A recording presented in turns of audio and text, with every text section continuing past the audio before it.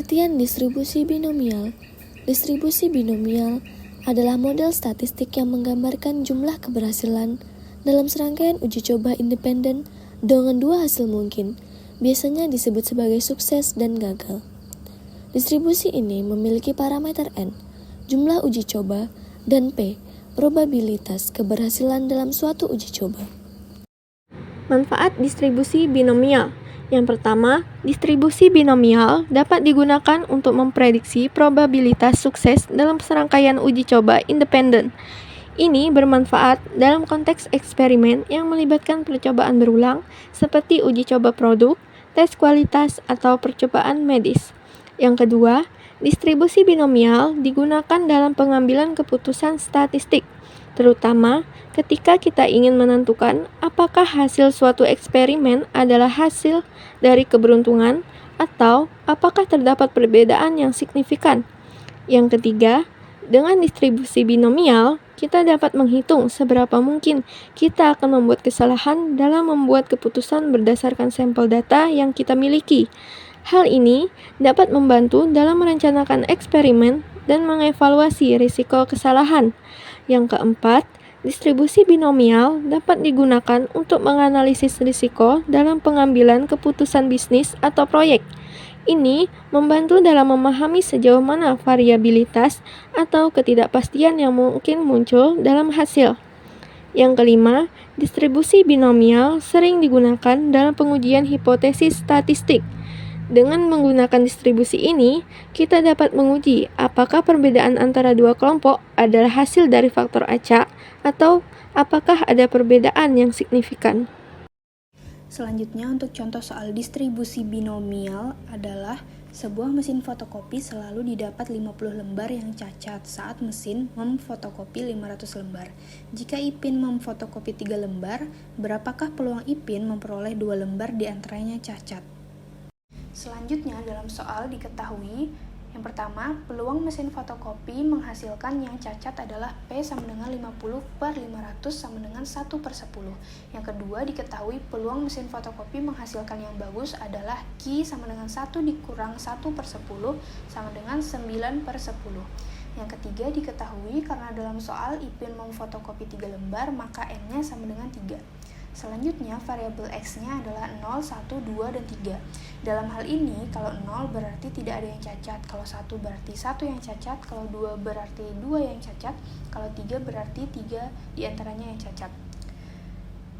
Dan yang ditanyakan adalah peluang Ipin memperoleh 2 lembar diantaranya yang cacat, maka yang kita cari adalah peluang variabel X sama dengan 2. Peluang variabel X sama dengan 2 kita cari menggunakan rumus distribusi binomial yang telah dituliskan. Selanjutnya, kita masukkan angka-angka yang telah diketahui ke dalam rumus. Maka, kita dapatkan peluang Ipin memperoleh 2 lembar yang cacat ketika dia memfotokopi 3 lembar adalah 3 kombinasi 2 dikali 1/10 pangkat 2 dikali 9/10 pangkat 1. Pangkat 1 ini didapat dari N dikurangi X, di mana N-nya adalah 3 dan X-nya adalah 2. Selanjutnya kita hitung, 3 kombinasi 2 adalah 3 faktorial dibagi 2 faktorial dikali 3 dikurangi 2 faktorial dikali 1/100 dikali 9/10 sama dengan 3 dikali 9/1000. Maka hasilnya adalah 27/1000. Jadi, peluang Ipin memperoleh 2 lembar diantaranya yang cacat adalah 27/1000.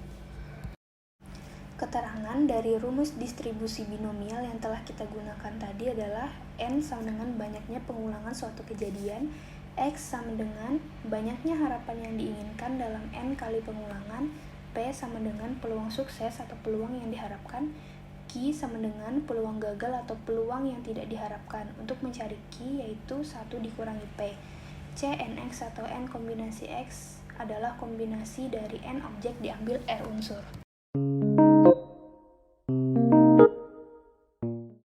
Pengertian distribusi normal. Distribusi normal atau distribusi Gauss adalah distribusi probabilitas kontinu yang simetris dan memiliki kurva lonceng. Distribusi ini ditentukan oleh 2 parameter, rata atau mean, dan deviasi standar atau the standard deviation. Distribusi normal sering digunakan dalam statistika untuk menganalisis dan menyajikan data karena banyak fenomena alamiah cenderung mengikuti pola distribusi normal. Manfaat distribusi normal. Yang pertama, distribusi normal memiliki sifat-sifat matematis yang memudahkan analisis statistik. Banyak teknik statistik seperti uji hipotesis, estimasi parameter, dan konstruksi interval kepercayaan didasarkan pada asumsi bahwa data terdistribusi normal. Yang kedua, distribusi normal memiliki dua parameter utama, yaitu mean atau rata-rata dan standard deviation atau simpangan baku. Kedua parameter ini memberikan gambaran lengkap tentang distribusi data, sehingga memudahkan untuk memahami dan menggambarkan pola data. Yang ketiga, Z-score mengukur seberapa jauh suatu nilai dari mean dalam satuan standard deviation. Z-score sangat berguna untuk menstandarisasi dan membandingkan data dari distribusi normal yang berbeda. Yang keempat, teorema pusat limit menyatakan bahwa distribusi sampling mean dari populasi apapun akan mendekati distribusi normal jika ukuran sampel cukup besar. Hal ini memungkinkan pengguna distribusi normal dalam pengambilan sampel besar untuk membuat inferensi statistik. Yang kelima, distribusi normal sering digunakan untuk menghitung probabilitas suatu nilai terjadi. Area di bawah kurva di distribusi normal menunjukkan probabilitas bahwa suatu nilai acak akan jatuh dalam rentang tertentu. Selanjutnya, untuk contoh soal distribusi normal adalah berdasarkan kecenderungan orang menonton TV, terlihat bahwa rata-rata penonton akan memindahkan saluran setelah 15 menit dengan standar deviasi 3,5 menit. Berapa peluang seseorang menonton TV lebih dari 20 menit tanpa memindahkan saluran? Dalam soal diketahui yang pertama, rata-rata sama dengan 15 menit. Yang kedua, simpangan baku sama dengan 3,5 menit. Yang ketiga, X sama dengan 20. Dan yang ditanyakan adalah peluang X lebih dari 20. Untuk penyelesaiannya, kita ubah dulu X ke Z menggunakan rumus Z sama dengan X dikurangi rata-rata dibagi simpangan baku. Maka Z sama dengan 20 dikurangi 15 dibagi 3,5 sama dengan 5 dibagi 3,5 sama dengan 1,43. Selanjutnya, bentuk peluang X lebih dari 20 sama saja dengan peluang Z lebih dari 1,43. Jika digambarkan, maka bentuknya akan seperti kurva di sebelah, yaitu 1,43 ke kanan. Untuk mencari di tabel, kita ubah dulu bentuk peluang Z lebih dari 1,43 menjadi 0,5 dikurang peluang dari 0 sampai 1,43. 0,5 ini jarak 0 ke kanannya, yaitu 0,5 jaraknya. Jadi, jika dikurangi dengan 0 sampai 1,43, maka hasilnya adalah bagian yang berwarna yang tersisa. Setelah itu, kita cari di tabel distribusi normal Z sama dengan 1,43. Maka didapatkan hasilnya itu 0,4236. Selanjutnya kita hitung, yaitu 0,5 dikurangi 0,4236. Maka hasilnya adalah 0,0764. Jadi, peluang seseorang menonton TV lebih dari 20 menit tanpa memindahkan salurannya adalah 0,0764. Pengertian uji hipotesis. Uji hipotesis adalah prosedur statistik yang digunakan untuk menguji suatu klaim atau hipotesis terhadap data sampel.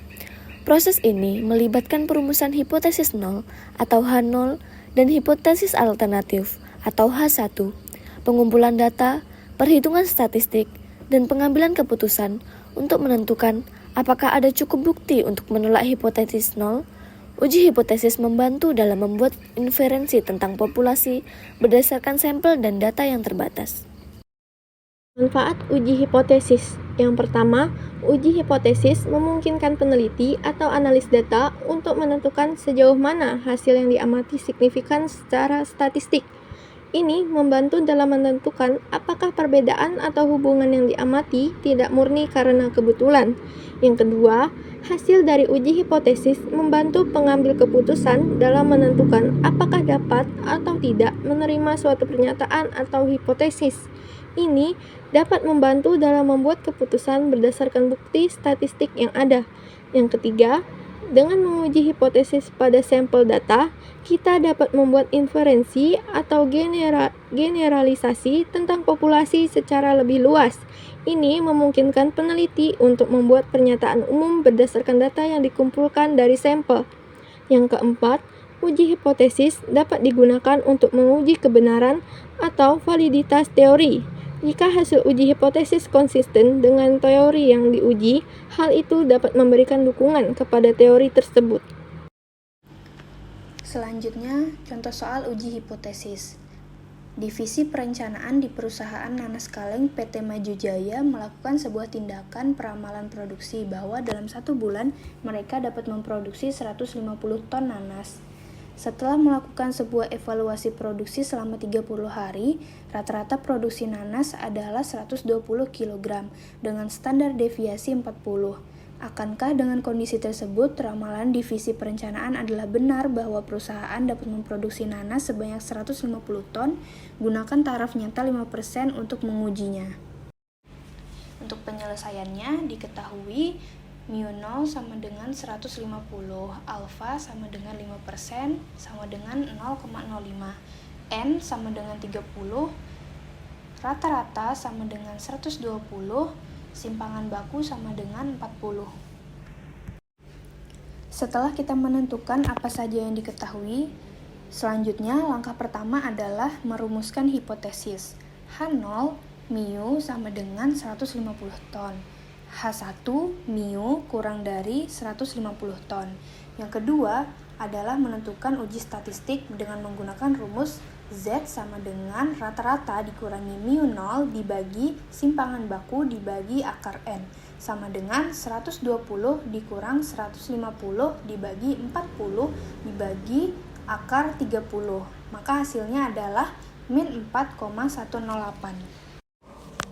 Selanjutnya, Z tabel yang kita dapatkan dari alfa 5% adalah min 1,64 yang didapat dari tabel distribusi Z di samping. Jika kita lihat di tabel, yang mendekati 0,05 ada di bagian tabel 0505.